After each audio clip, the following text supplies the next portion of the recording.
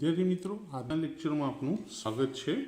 આજનો લેક્ચર છે આપણો ધોરણ 12 કોમર્સ આંકડાશાસ્ત્ર ભાગ 2, જેમાં ચેપ્ટર નંબર 3 પ્રામાણ્ય વિતરણના સ્વાધ્યાય 3 સેક્શન એફનો દાખલા નંબર 6 આજે આપણે જોઈશું। જે દાખલો પરીક્ષાની દ્રષ્ટિએ મોસ્ટ આઈએમપી છે, કારણ કે કોર્સ બદલાયો એની પહેલાંના બુકમાં પણ આ દાખલો હતો। તો સૌથી પહેલાં રકમ ઉપર જરા આપણે નજર નાખી દઈએ। તો રકમમાં શું કીધું છે કે એક પ્રોવિઝન સ્ટોરના કાયમી ગ્રાહકોના માસિક બિલની રકમ પ્રામાણ્ય વિતરણને અનુસરે છે। હવે અગત્યની વાત કે જો 7.78% કાયમી ગ્રાહકોનું બિલ 3590થી ઓછું એટલે લેસ ધેન આવશે, અને ટકાવારી આપી એટલે આ કિંમત શું હોય, સંભાવના હોય, અને આને એક્સ લઈશું એટલે કે Z1 શોધવો પડશે। બીજું આપ્યું છે 94.52%, એટલે આ પણ સંભાવના થઈ। ગ્રાહકોના માસિક બિલની રકમ 5100થી ઓછી હોય, આને X2 લઈશું।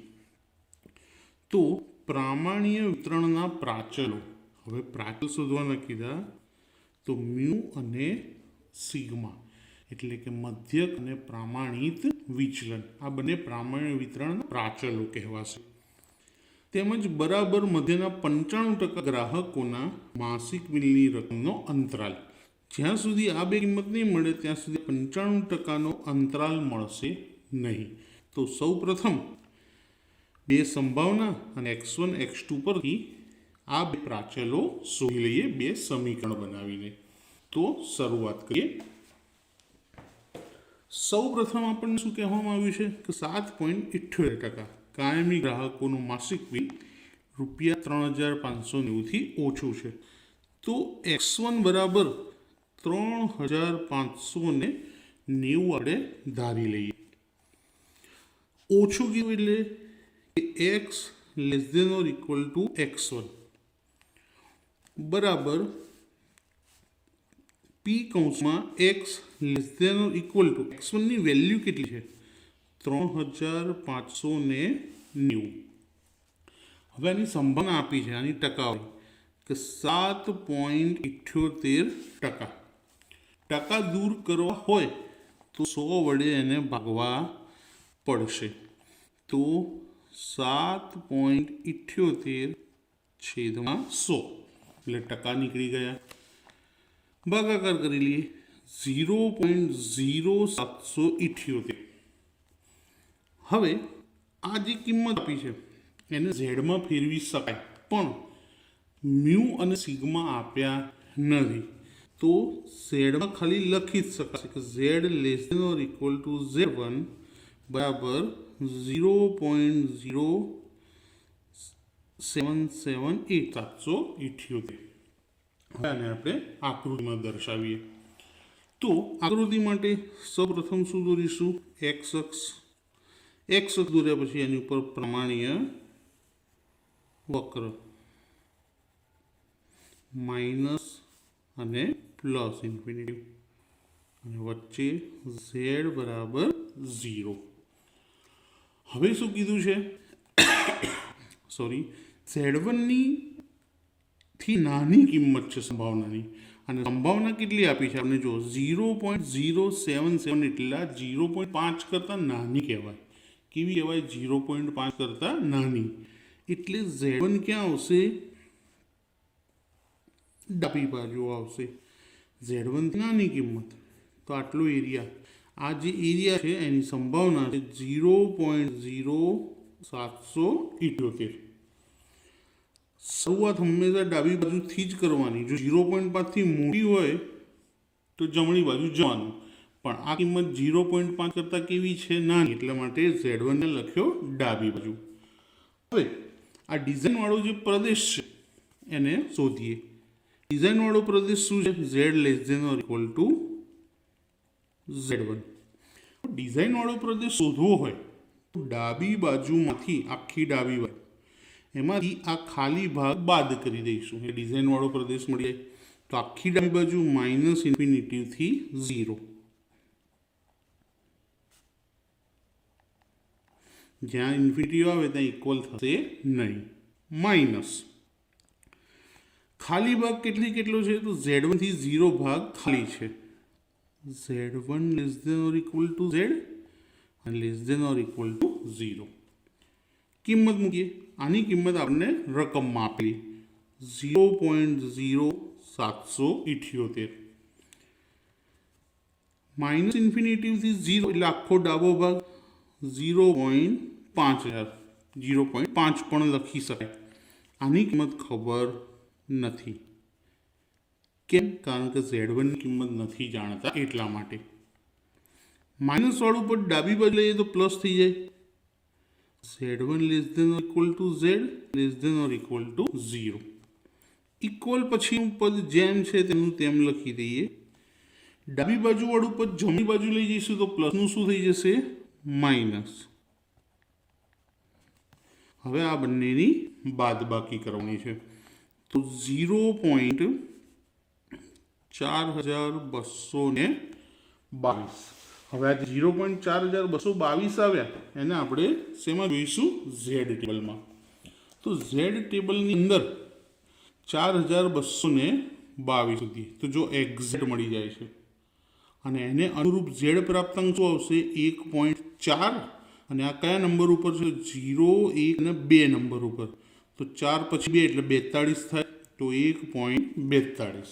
તો ડાયરેક્ટ લખી દઈએ આપણે તો આનો ઝેડ પ્રાપ્તાંક. તો લખીએ કે ઝેડ ટેબલમાં ઉલટી રીતે જોતા 0.4222 ને અનુરૂપ ઝેડ પ્રાપ્તાંક 1.42 મળે. માટે z1 બરાબર -1.42. તો હવે તો વિદ્યાર્થી મિત્રો તમને ખબર પડી ગઈ હશે કે મેં કેમ માઇનસ લખ્યા. તો પણ બાજુમાં દર્શાવીએ કે z1 એ z બરાબર 0 ડાબી બાજુએ હોવાથી z1 એ z બરાબર 0 ની ડાબી બાજુ એટલે માઇનસ, જમણી બાજુ હોય તો પ્લસ થાય. હવે z1 મળી ગયા તો સમીકરણ બનશે આમાં z1 બરાબર x1 minus mu upon sigma. તમે કહેશો સાહેબ સમીકરણ કેમ? તો બે કિંમતો આપણી પાસે નથી એટલે સમીકરણ. એક કિંમત ના હોતી તો ડાયરેક્ટ આના પરથી મળી જતી. z1 શું મળે? -1.42. x1 શું ધારેલા હતા? 3590.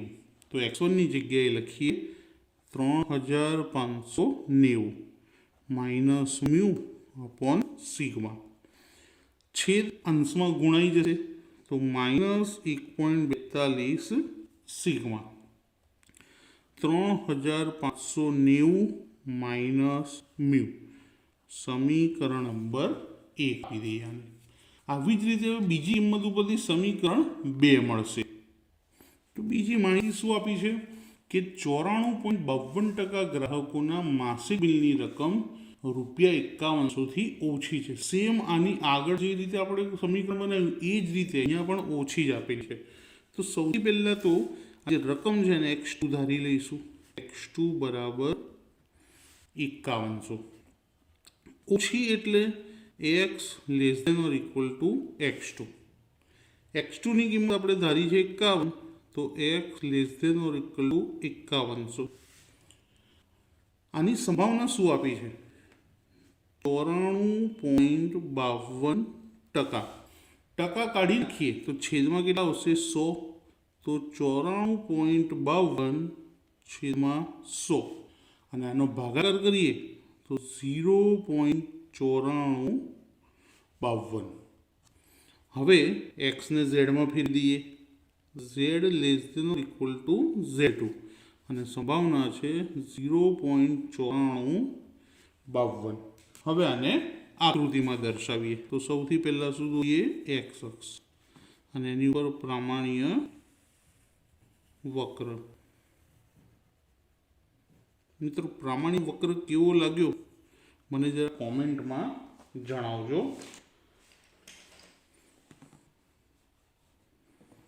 માઇનસ ઇન્ફિનિટિવ પ્લસ ઇન્ફિનિટિવ અને બરોબર મધ્યમાં z બરાબર 0.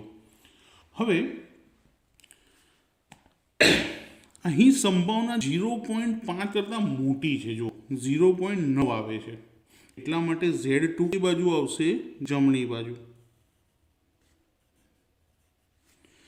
અને લેસ ધેન હોવાથી Z2 ની આખી ડાબી બાજુ કવર થઈ જશે, પણ ડાબી બાજુના ભાગ કેટલા પડશે? 2.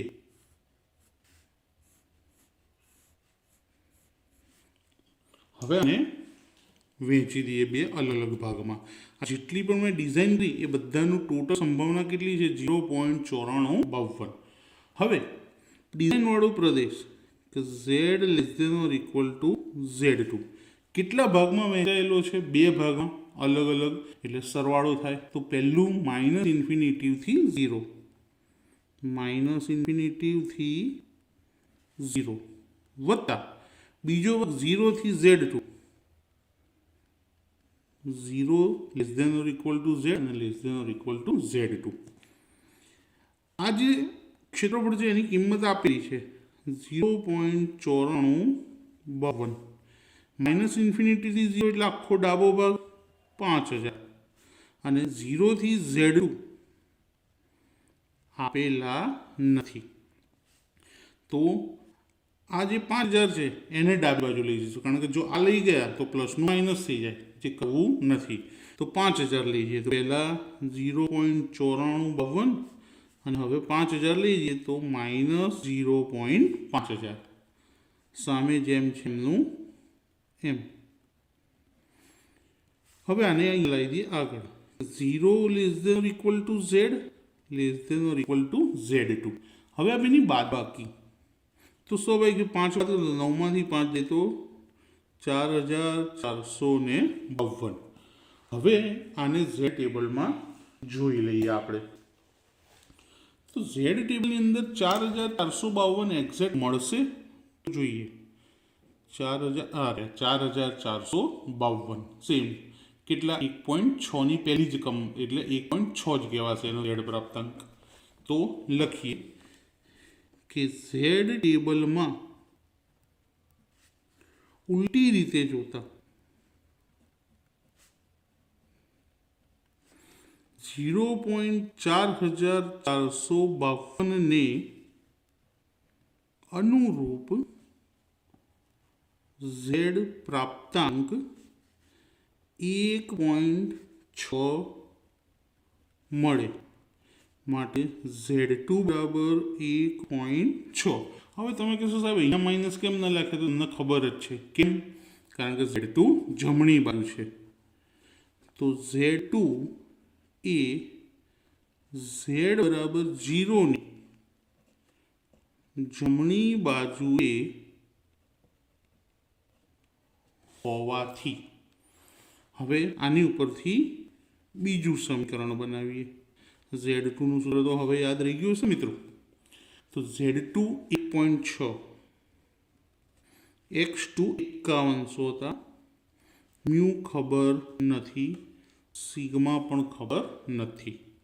સિગ્મા સામે ગુણી લઈએ 1.6 ઇન્ટુ સિગ્મા 5100 માઇનસ મ્યુ. સમીકરણ નંબર 2. તો આ બીજું સમીકરણ અને હમણાં શોધતું આ પહેલું સમીકરણ. હવે બંનેનો લોપ કરીએ. તો સમીકરણ 1 અને 2 નો લોપ કરતા પહેલું સમીકરણ લખી દઈએ. -1.42 સિગ્મા બરાબર 3590 માઇનસ મ્યુ. બીજું 1.6 સિગ્મા બરાબર 5100 માઇનસ મ્યુ. તો બંને સમીકરણની અંદર શું સરખું છે જેનો લોપ કરી શકાય? તો મ્યુ સરખા છે. જો પણ નિશાની પણ સરખી છે. નિશાની અલગ અલગ હોય તો લોપ થાય એવું 10મા ધોરણમાં આપણે ભણ્યા છે. તો નિશાની બદલવી પડશે. તો આખા બીજા સમીકરણને બદલી દઈએ. તો જો પહેલું પદ પ્લસ છે તો માઇનસ, પ્લસ છે તો માઇનસ, અને માઇનસ છે તો પ્લસ. હવે ઉડી જશે નિશાની બદલ્યા પછી. 5100 માઇનસ 3590 કેવા છે? પ્લસ. તો માઇનસ પ્લસ માઇનસ એટલે બાદબાકી થશે. 5100 માઇનસ 3590 તો આવશે 1510, પણ કેવા? માઇનસ. અહીંયા બંને રકમ માઇનસ છે. જો 1.42 પણ માઇનસ અને 1.6 પણ માઇનસ, એટલે બંનેનો માઇનસ માઇનસ પ્લસ સરવાળો 1.6 વત્તા 1.42, તો માઇનસ 3.02 સિગ્મા. જોડે સિગ્મા ભૂલતા નહીં. બંને બાજુ માઇનસ આવે તો ઉડી ગયા અથવા પ્લસ થઈ ગયા. તો સિગ્મા બરાબર 1510/3.02.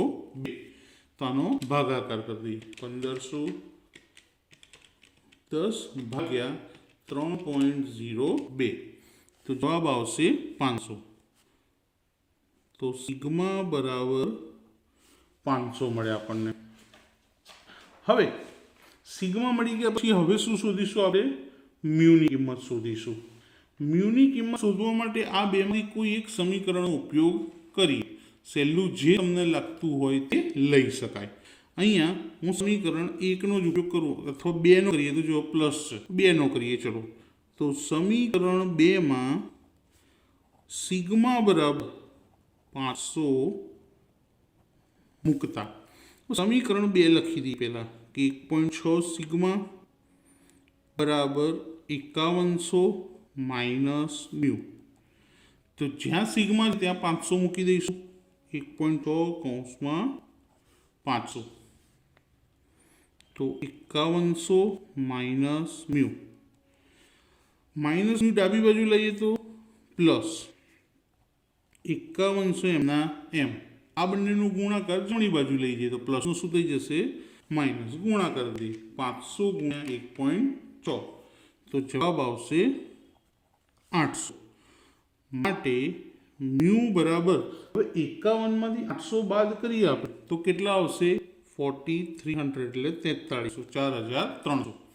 તો બે કિંમતો જે આપણે શોધવાની હતી તે આપણને મળી ગઈ છે, મ્યુ અને સિગ્મા. હવે બીજી એક કિંમત કીધી હતી આપણને ચોપડીમાં કે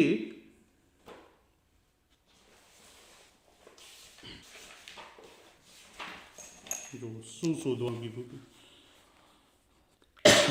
બરાબર મધ્યના 95% ગ્રાહકોના માસિક બિલની રકમનો અંતરાલ. હવે આ 95% અંતરાલનું સૂત્ર આપણને ગુણધર્મોમાં આપેલું છે, મેં થિયરીમાં શીખવાડ્યું છે. ત્યાં આગળ આનું સૂત્ર આપણને મળી જાય. તો સૂત્ર મુજબ આપણે એનો ઉપયોગ કરીશું. હવે તો બરાબર મધ્યના કેટલા ટકા કીધા છે? 95%. તો બરાબર મધ્યના 95% ગ્રાહકોના માસિક બિલની રકમ, 95% ગ્રાહકોના માસિક બિલની રકમનો અંતરાલ. હવે માસિક બિલની રકમનો અંતરાલ એટલે કે માસિક બિલ 95% ગ્રાહકોનું કેટલાની વચ્ચે હશે, એટલે એની બે હદ મળે આપણને, એક નાની અને એક મોટી. તો એના માટેનું સૂત્ર આવશે 95% માટેનું કે મ્યુ માઇનસ 1.96 સિગ્મા, અને બીજો અંતરાલ આવે મ્યુ પ્લસ 1.96 સિગ્મા. કશું જ નથી કરવાનું, મ્યુ અને સિગ્માની કિંમત મૂકવાની છે. તમે વિડીયો પોઝ કરીને કિંમત મૂકી જાતે જ પણ લાવી શકો અને પછી ચેક કરી લેવાનો વિડીયોને કન્ટિન્યુ કરીને. તો મ્યુની કિંમત કેટલી છે મારી પાસે? મ્યુ છે 4300 માઇનસ 1.96. સિગ્મા કેટલા શોધ્યા હતા? 500, જોડે 500. એ જ રીતે પ્લસ કે 4300 વત્તા 1.96 કૌંસમાં 500, 4300 માઇનસ 500 ને 1.96 સાથે ગુણી દઈએ તો 980. આ રીતે સામે આ જ વસ્તુ પણ સરવાળો. બરાબર. હવે બાદબાકી કરીએ અને સરવાળો કરી લઈએ જેથી આપણને આન્સર મળી જશે. તો પહેલી બાદબાકી 3320 મળશે અને આનો સરવાળો કરીએ તો 43 અને 900 કેટલા? 5200. તો 5280 આ એનો અંતરાલ. કે બરાબર મધ્યના 95% ગ્રાહકોને માસિક બિલની રકમનો અંતરાલ કેટલીથી કેટલો હોય? તો 3320 થી લઈને 5280 સુધીનો હોય. તો મિત્રો મોસ્ટ ટાઈમ દાખલો છે, 2 વાર ધ્યાનથી જોજો અને ગણી પણ લેજો, 100% આવડી જશે. વિડીયો પસંદ આવ્યો હોય તો લાઈક કરજો, તમારા ફ્રેન્ડ્સને અને તમારા ગ્રુપમાં શેર કરજો અને ચેનલને સબસ્ક્રાઈબ કરવાનું ભૂલતા નહીં, જેથી નવા વિડીયોઝની લિંક તમને મળતી રહે. Thank you.